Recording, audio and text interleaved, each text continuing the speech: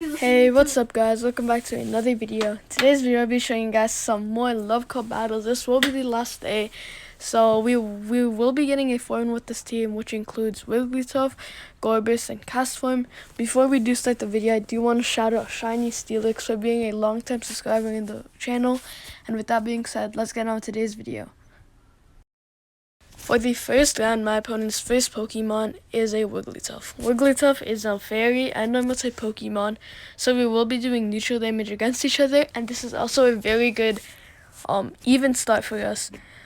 The thing that I like to do with Wigglytuffs, as you guys know, Wigglytuff is a very strong Love Cup battler, so Wigglytuff will be utilized a lot. You will be seeing him a lot in the Love Cup.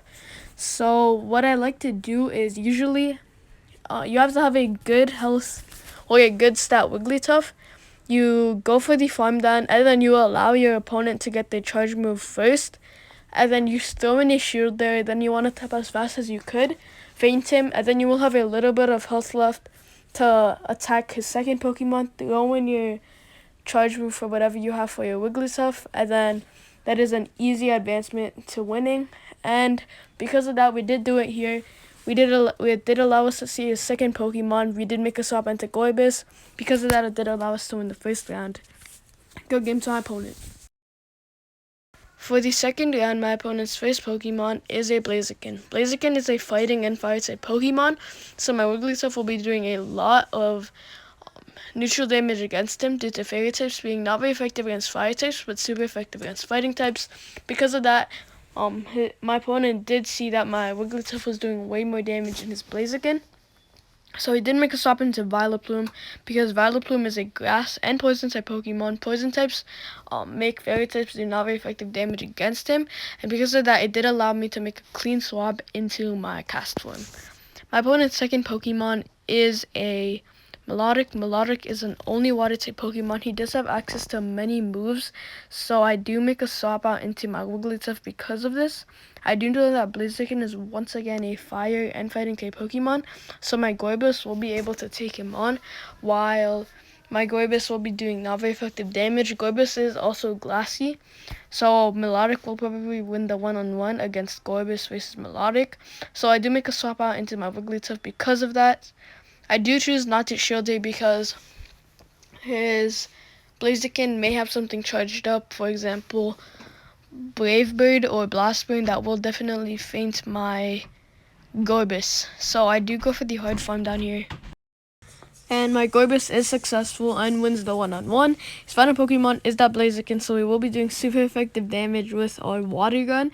And because of that, it does allow us to win the second round. Good game to my opponent.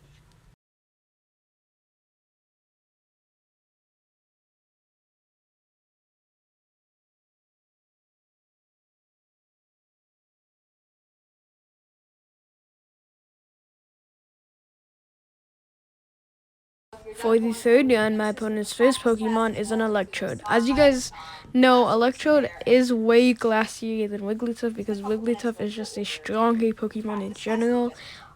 Once again, you guys will be seeing a lot of Wigglytuffs because of his attack stats or overall stats in the Love Cup.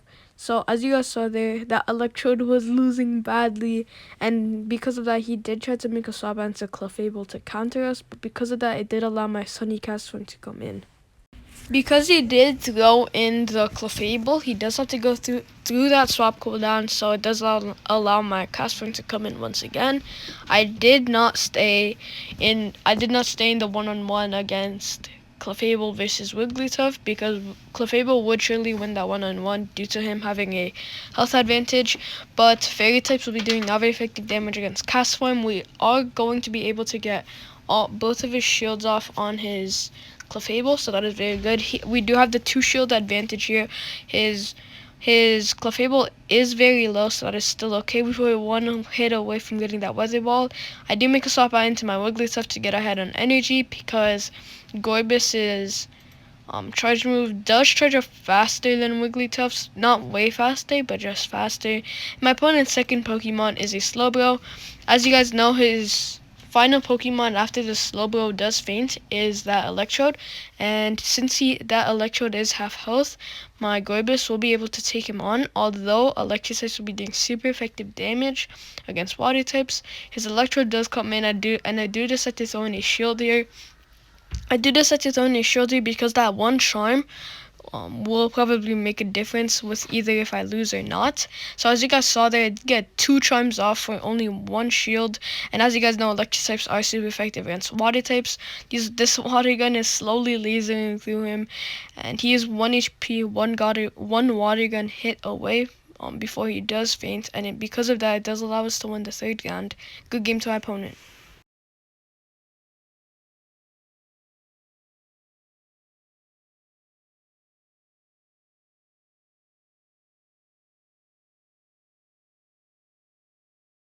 For the 4th round, my opponent's first Pokemon is an Alamola.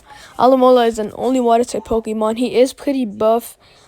He has pretty good stats on him, so both of us, my Wigglytuff and Alamola, are basically the same health. Both of us are going to be half health right after that charge move, or right after this charge move does go off.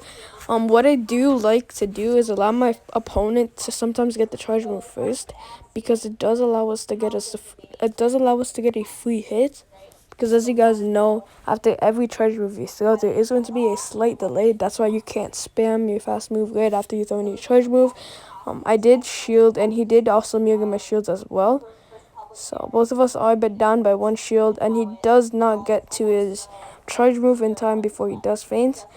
So it does allow us to see his second Pokemon or his next free Pokemon without having to go through the swap cooldown, and a Clefable does come out.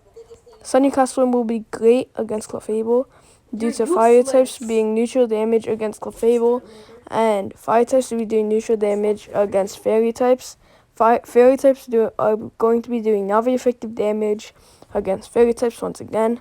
So Weather Ball does not go through because my opponent did decide to throw in a shield. These embers are just chunking through him, and my Weather Ball will be doing a lot of neutral damage against him once again. So I do decide to throw in a shield here because I did want to preserve my health. If I do have 2 good health Pokemon, 1 half health and 1 full health, just in case he does have a grass type Pokemon. I did want to prepare my Castform's health, and because of that, my opponent does make a soft end to chair him. That was a very good call by me, because if I did allow my Castform to go down, my Gorebyss surely would have fainted, because he probably does have grass type Weather Ball. Grass type Weather Ball will be doing super effective damage against my Gorebyss. There's a grass types being super effective against water types. Because of that, it does allow us to win the 4th round. Good game to my opponent.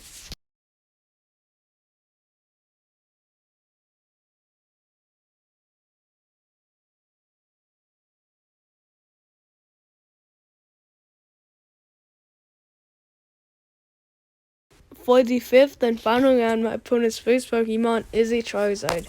Charizard would have been doing very good against my Clefable, but because we are in the Great League, Wigglytuff will always win the one-on-one, because although fairy types will be doing not very effective damage against him, you guys can see that my Wigglytuff does do more damage than his Charizard.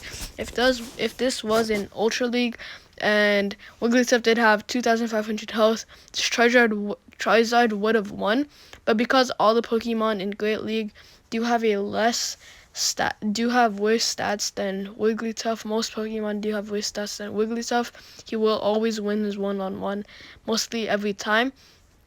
My opponent did make a good charge move though right there. He did throw in a Overheat. Overheat did faint us because Overheat is a strong fire type charge move, and I did choose not to shield it because I did think it was going to be another Dragon Claw, but it was a Overheat, so he did faint us. And my opponent's second Pokemon is once again the Electrode. Electrode is an only electric type Pokemon, so he is going to be doing super effective damage against us. My Gorebyss does go down, and my final Pokemon is my Sunny Castworm. I do decide to shield this because you guys know that Discharge Wheel is a very strong electric type charge move. It does charge up very fast, and it does a good amount of damage. I do throw in my second shield here because I did want to preserve my health. I did think that Foul Play with Discharge will be doing more damage than any of his Pokemon in the back, and I did decide to go for the very hard farm down on him, so then I may get ahead on energy, and so I can throw in a Weather Ball for his second Pokemon to get a shield off, and then charge up again. We are halfway to getting to that Weather Ball, to that second Weather Ball, but sadly my opponent's second Pokemon, or my opponent's final Pokemon, is a Blaziken. Blaziken is a fire and fighting type Pokemon, so because of that, fire types will be doing not very effective damage against fire types. These Weather Balls are barely doing any damage against him. Weather Balls would have been doing a lot of damage if it was another Pokemon, but once again, it is going to be doing not very effective damage due to fire types being not very effective against fire types. My opponent does throw in a Treasure Move here that will feint my cast form, allowing us to lose the 5th and final round. Good game to my opponent.